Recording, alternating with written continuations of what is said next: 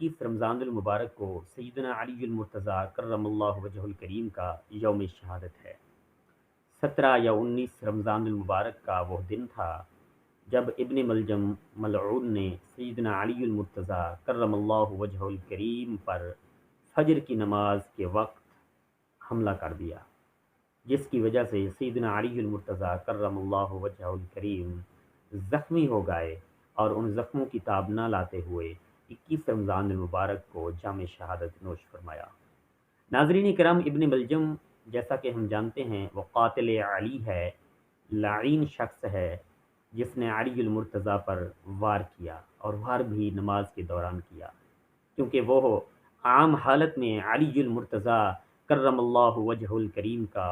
سامنا کرنے کے قابل نہ تھا۔ دوستان گرامی، ابن ملجم وہ خبیث اور لعین شخص ہے جو مصر کا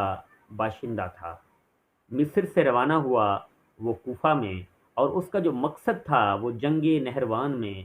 خارجیوں کا جو قتل کیا تھا علی المرتضیٰ کرم اللہ وجہ الکریم اور آپ کی فوج نے، اس کا بدلہ لینا اس کا مقصود سفر تھا۔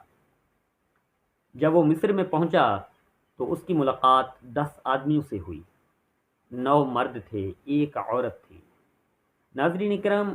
وہ جو عورت تھی اس کو دیکھتے ہی یہ ابن ملجم اس پر فریفتہ ہو گیا اور اس عورت کو شادی کی پیشکش کر دی،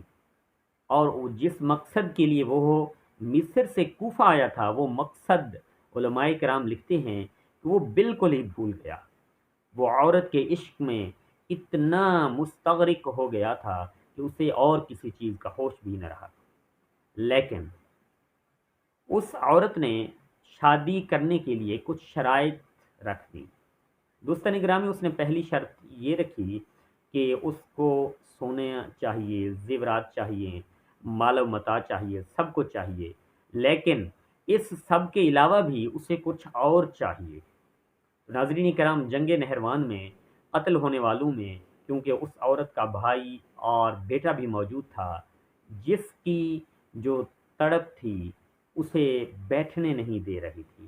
اور وہ دوسرے لوگوں کو سیدنا علی المرتضیٰ کرم اللہ وجہ الکریم کو یہ شہید کرنے کے بارے میں اکسا رہی تھی۔ دوستان گرامی، یہی شرط اس نے ابن ملجم سے رکھ دی کہ اے ابن ملجم، تو مجھے سب کچھ عطا کر دے، سونا بھی دے دے، چاندی بھی دے دے، لیکن میں تم سے اس وقت تک شادی نہیں کروں گی جب تک تو علی المرتضیٰ کرم اللہ وجہ الکریم کو معاذ اللہ شہید نہ کر دے۔ تو دوستان گرامی، کیونکہ ابن ملجم اس پر فریفتہ ہو گیا تھا اور دل جان اس پر لٹانے کے لیے راضی ہو چکا تھا، اس خبیث شخص نے اس عورت کے کہنے پر سیدنا علی المرتضیٰ کرم اللہ وجہ الکریم کو شہید کرنے کی ٹھان لی۔ اس نے اپنے کچھ دوستوں کو اکٹھا کیا، اور ان دوستوں کو اکٹھا کر کے روایات میں آتا ہے کہ جب وہ علی المرتضیٰ کرم اللہ وجہ الکریم کو شہید کرنے کے لیے کوفہ پہنچا تو اس کے ساتھ 2 اور شخص بھی تھے،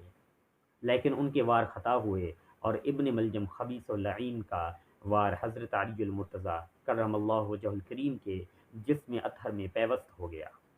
اور آپ رضی اللہ تعالی عنہ نے سیدنا امام حسن رضی اللہ تعالی عنہ کو فرما دیا تھا کہ اگر اسی زخم میں میری شہادت ہو جائے تو میرے قتل کا بدلہ ابن ملجم سے لیا جائے۔ تو یہی ہوا، سیدنا امام حسن رضی اللہ تعالی عنہ نے سیدنا علی المرتضیٰ کرم اللہ وجہ الکریم کی شہادت کے بعد ابن ملجم پر مقدمہ چلایا، اسے قصوروار ٹھہرایا اور اسے وصل جہنم فرما دیا۔ تو دوستان گرامی، تو یہ تھی حضرت علی المرتضیٰ کرم اللہ وجہ الکریم کی شہادت کے پیچھے جو مین کردار جس شخص کا تھا، جس شخصیت کا تھا، وہ عورت تھی جس نے ابن ملجم کو علی المرتضیٰ کرم اللہ وجہ الکریم کے قتل، آپ کی شہادت پر اکسایا۔